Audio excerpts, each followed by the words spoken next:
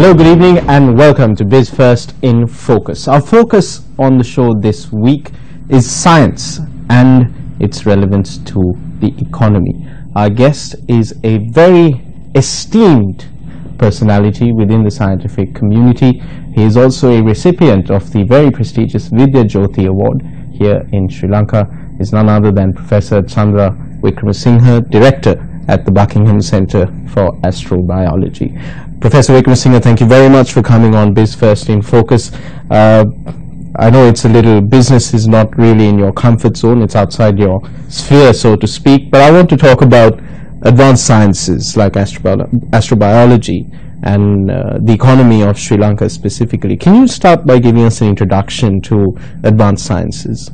Well, I think advanced sciences, I would mean by advanced sciences, sciences that do not have an immediate application in any practical or technological area. And that, I feel, is a very important aspect of science to pursue, even in a country like Sri Lanka, which is supposedly a developing country, because we need to train scientists, young people interested in science, to deal with a situation that is perhaps 20 or 30 years ahead of us in time. Maybe even a century. Maybe even a century. And it is an exceedingly difficult thing to project into that kind of time frame, to predict what's going to happen. So I think we have to really prepare young people for a multifaceted situation where we have sciences of all kinds becoming relevant. We don't really know what is going to be absolutely relevant in, say, 50 years' time. So the country's educational planning, I feel, should take into account this unknown into the future and deal with it. And the way to deal with it is to educate kids over a very broad base of science, not in terms of IT or some really practical application, engineering or aeronautical engineering or something, but basic sciences, I think, would serve the country and young aspiring scientists much better than applied sciences. Sri Lanka is a small country, relatively a small country, with a relatively smaller economy, and we're faced with the dilemma, with the need versus the lack of funding for research and for scientific research and development. What advice can you give for a country like Sri Lanka? I think we have to consider that resources are limited, certainly, but the kind of science that I advise a country like us to engage in is not expensive. And pure sciences, I mean, for instance, the kind of activity that I've been involved in, astronomy, has a very, very low cost level. So thinking about science is not an expensive business. If you want nuclear reactors and very expensive equipment, that's another matter. But I think the emphasis on really basic science is what I would encourage a young aspiring country like Sri Lanka to engage in. You've been overseas for some time now, but you've always been engaged with the Sri Lanka and the Sri Lankan community. You were recently in the country, I recall, for the launch of the virtual astrobiology center at the Ruben University. What are the biggest obstacles that, in your experience, the country is facing in embracing science and scientific research? I think the desire to see an end to any project is something that's crippling the whole process of scientific advancement. We have to do science for its own sake, and science has always progressed on that basis. If we think of practical objectives only, and then direct our expensive operations towards a particular end of that kind, then I think we would lose out in the long term. We've got to encourage science to go in the way that it has done for centuries, for millennia.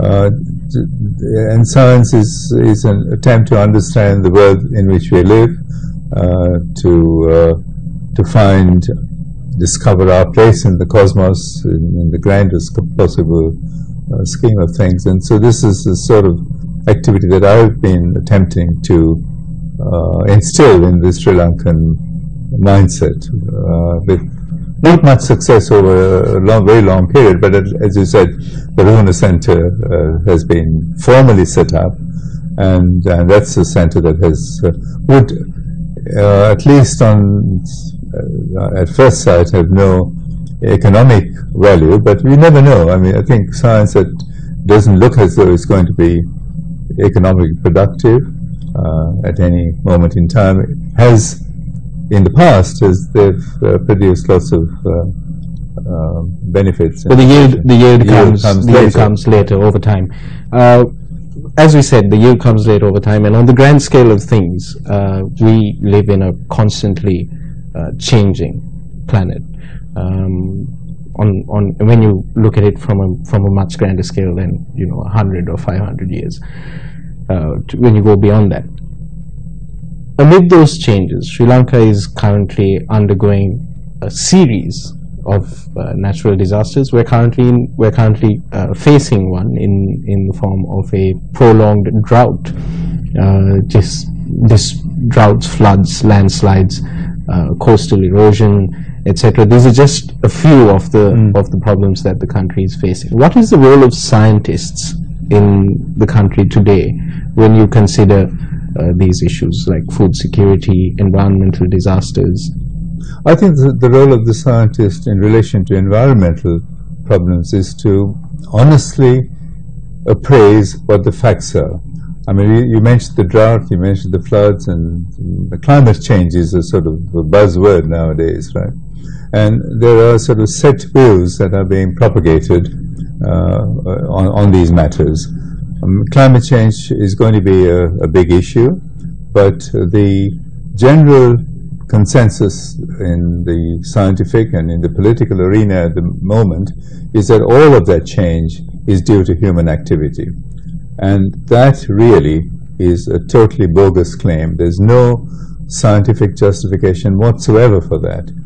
The facts are very simple. There's been, over the last 100 years, a change in temperature, an increase in the average temperature of the Earth by about 1 degree Celsius. And the tendency has been to attribute the whole of that increase to human activities. And it's easy to do that because in the last 100 years, technology has progressed at a terrific rate, and it's produced lots of carbon emissions that we know, and we are burning fossil fuels at a prolific rate. So it's easy to think that this is the reason for the 1 degree increase. So you're saying that these are, like, the disasters that Sri Lanka is facing right now are more to do with natural causes rather than man-made? I think they're due to natural causes. They're due to natural causes because there have been cycles of varying periods, cycles of 10-year periods, 11-year periods, hundreds of years and so on, where the Earth's temperature has sort of gone up and down. Okay, and this is an irrefutable fact, and that's not taken into account adequately in all the climate modeling and the climate predictions. The ICCP has projected that in 2100 the average temperature of the planet would increase by maybe some 2 or 3 degrees, and that's not remotely due to human. If human activity is the cause of it, then that's a dreadful thing to countenance, and we've got to do something about it. But all of the most realistic modeling that has been done in the last 2 or 3 years tells us that the human activities contribute to a minute fraction of that climate change. Professor Vikram Singh, we're going to go in for a short commercial break. When we come back, we'll be looking at why Sri Lanka is lagging behind when it comes to research and development, and how R&D can really help.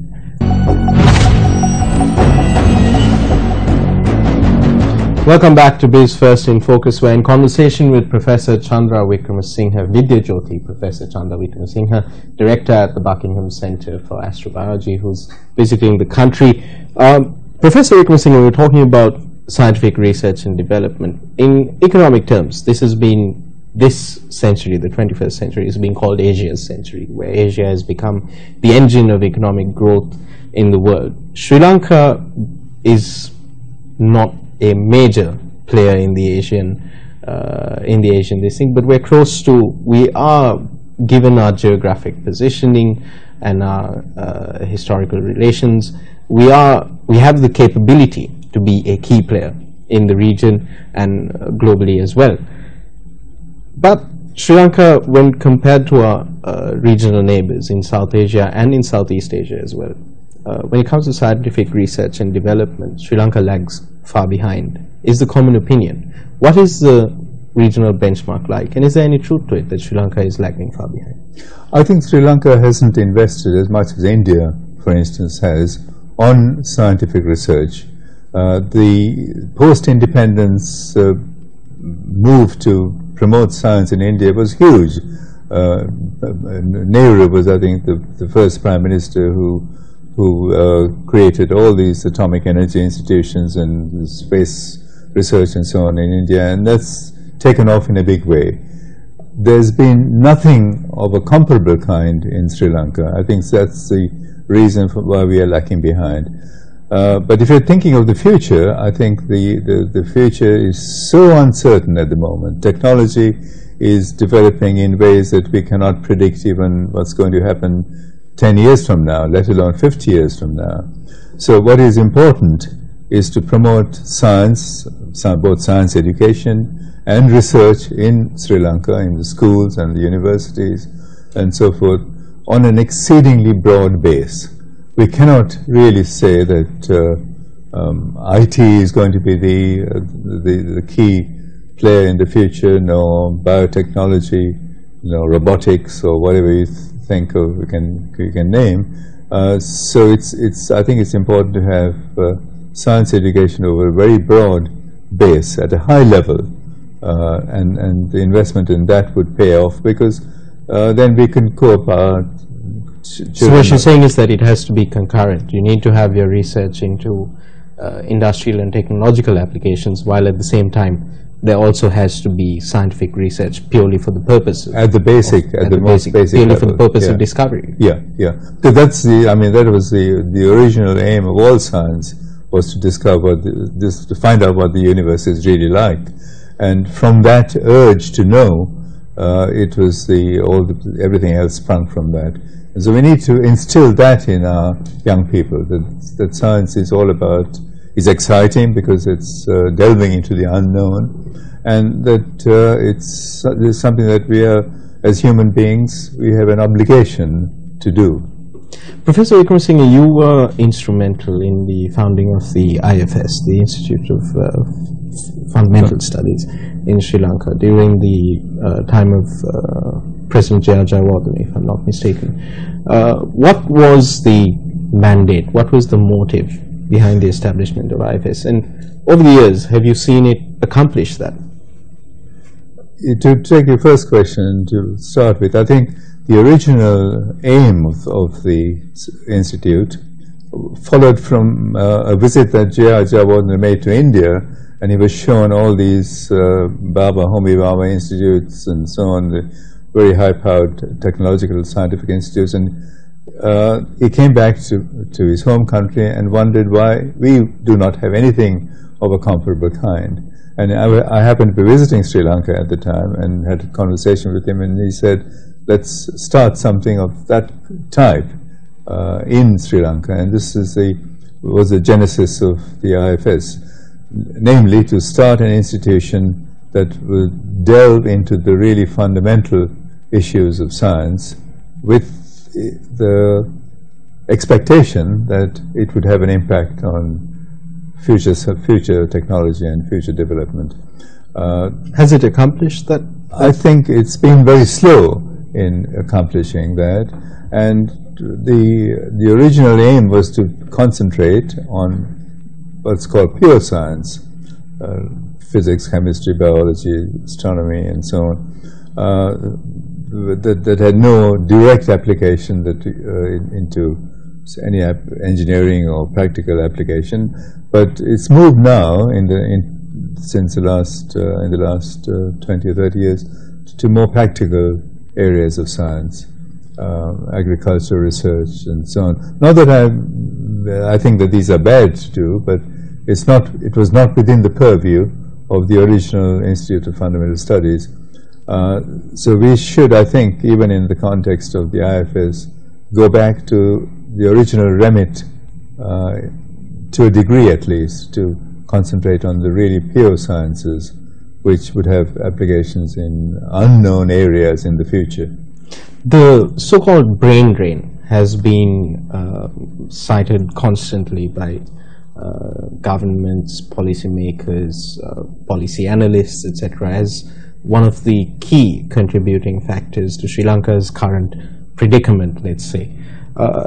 Is this brain drain a result of lack of budgets? Do you see a direct correlation between the brain drain and a lack of budgets for research and development, that there's no space for specialists in Sri Lanka? I think that's certainly true. I think there's the investment that is being put into science is so trivial, as far as I can see, that any scientist who has reached any kind of level of excellence abroad, any Sri Lankan scientist, wouldn't find any niche to get back to similar work if he were to return to Sri Lanka. So there's a tendency for the most skilled researchers, both in pure science and in applied sciences, to work abroad for most of their careers. It's interesting you say, because I recently was perusing online, and there was a list that had been published of the top 20 Sri Lankan scientists around the world, and it really struck me. You were also on that list, by the way, and it struck me that none of them are in Sri Lanka. Yeah, I think it's very sad. I mean, I feel guilty of my own abdication of my duties, as it were, when I think about it. But on the other hand, if I had remained in Sri Lanka, I wouldn't have been able to achieve much of what I have done whilst I was abroad. So, giving the next generation of scientists the opportunities to develop in their own home country is of paramount importance. I think that's been lacking, and it's something that would pay off if it's maybe a very modest investment in terms of R&D, but it would pay off in the longer term because you retain your scientists. Professor Wickremesinghe, we've seen a build-up in arts and the arts and management streams in universities. We've seen the political leadership when talking about education policy, talking about how education needs to be focused on employability at the conclusion of one's secondary or primary tertiary education, preliminary tertiary education. Do you agree with this vantage point that there has to be employability, that employability has to be at the core of the education system? Well, I think in pragmatic terms, employability is important for the individual concerned. There's no point engaging, going into a university and spending 3 or 4 years and coming out and having no opportunities outside. Part of that would be due to the fact that the country itself is not ready to take on these skilled or trained scientists, of biologists or physicists or so. But the bigger issue is that there has to be the opportunities created within the country for them to retain, for them to remain. So again, expenditure on science, on industry, on infrastructure, scientific infrastructure and so on is important. For instance, if you're an astronomer and you're trained abroad and come back to Sri Lanka and find no telescopes or no access to telescopes, then it's a dead loss. And likewise in other areas of science, you need the equipment locally, and you need the kind of infrastructure in which the trained scientists are either trained in Sri Lanka or abroad could find useful employability. So you need to not only focus on the employability, but also focus on making those fields employable in the future as well. I think so. I think you have to create the system within the country, the machinery to employ the guys. That has to be futuristic as well. We'll be going in for a short commercial break, Professor Wickramasinghe. When we come back, we want to talk about whether we should be enhancing the country's capacity to extract natural resources, and also about astronomy, astrobiology.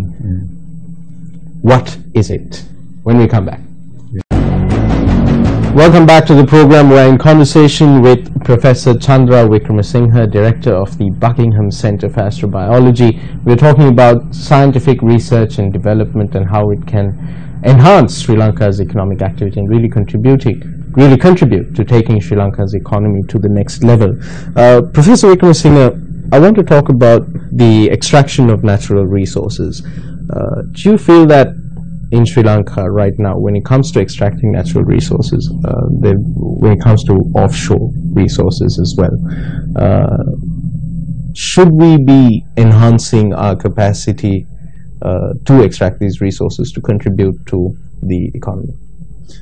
I think in the short term, we should be, in order to keep the industrial machinery going, because otherwise we won't have enough energy to do anything. But in the longer term, natural resources of the kind, I mean, you're talking of oil and coal and oil and so on, these are limited and they wouldn't last indefinitely. So we got to really research on alternative renewable sources of energy, and that's a sort of buzzword around the world now. And I think we've got to invest a lot of technology, manpower and so on in developing alternative energy sources, renewable energy sources. I mean, we are a tropical country. Sun shines almost relentlessly all over our planet, isn't it? All over the country. So it's a pity not to devise technologies that utilize solar energy better than we do at the moment. So I think this is the way it should go. Yes, for the short term. You think that when we talk about energy security a lot when it comes to economic activity as well, energy security is of paramount importance. Do you think that for Sri Lanka the future lies in solar technology? I think so. I think there's no question at all. I mean, maybe nuclear technology in the short term, but in the longer term, solar technology. I mean, the sun powers everything on the planet. Our plants derive the energy from the sun. We derive our energy from eating plants or eating animals that eat plants. So the sun is the basic energy source that we should try to tap. When you talk about, you're an astrobiologist. I've asked this question from you several times in the past as well, so I think I know what your answer is going to be. But for the benefit of the viewers, you're an astrobiologist. What is the field of astrobiology? What specifically is the area of study? Well, it's connecting life on the Earth with the widest possible environment in the cosmos, and relating biology to the universe at large. The idea that life arose on the Earth independently of the big, huge cosmos, I think is flawed. And this has been a problem that has persisted for at least 2 millennia. And gradually, over the last 10 or 20 years, I think, evidence against that point of view, against the Earth-centered biological point of view, has been diminishing. Evidence has grown that really tells us that this is the wrong answer. Life is a truly cosmic phenomenon, and our genes, DNA and so on, is just derived from information that is everywhere in the cosmos. And so this is essentially my concept of astrobiology, that we are essentially derived from the cosmos. Finally, before I let you go, Professor Wickramasinghe, you were also recently involved in the setting up of a astrobiology center. at the Ruhuna University. What were the objectives of this center, and is it showing results?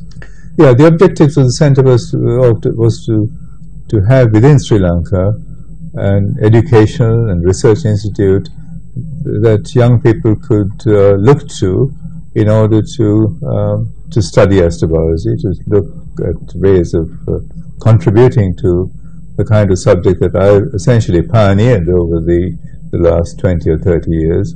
And although it's not generally conceded by my rivals and competitors, astrobiology was a term that I, in concert with my colleague Fred Hall, invented. We thought that the universe is essentially intimately connected with life, and so astronomy and biology should be essentially married, and astrobiology was the result of that discussion. And with the Ruhuna University, it's a virtual center. What about the resources that are required for research in astrobiology? The resources that are needed so far have been rather minimal. We've got 2 research students, Sri Lankan research students, working at the Astrobiology Center in the University of Ruhuna. One is looking at meteors coming into the Earth. He's constructed radio equipment and optical equipment to track meteors and hopefully to collect meteorites if they fall at any given point. So that's been funded, I think, that project is funded by the National Science Foundation or something in Sri Lanka. And the other is a student who's looking at meteorites that were obtained both in Sri Lanka and in Russia. And the resources for doing that are available within the country itself. He goes, for instance, to Peradeniya to link up with Professor Chandrajit at the geology department in Peradeniya. So we are using equipment, resources within Sri Lanka to do some projects under the umbrella of astrobiology. So where there's a will, there's a way. Where there's a will, there's a way. Thank you very much, Professor Wickramasinghe, for speaking to us on Biz1st in Focus. It's been a pleasure having you with us as always. Thank you.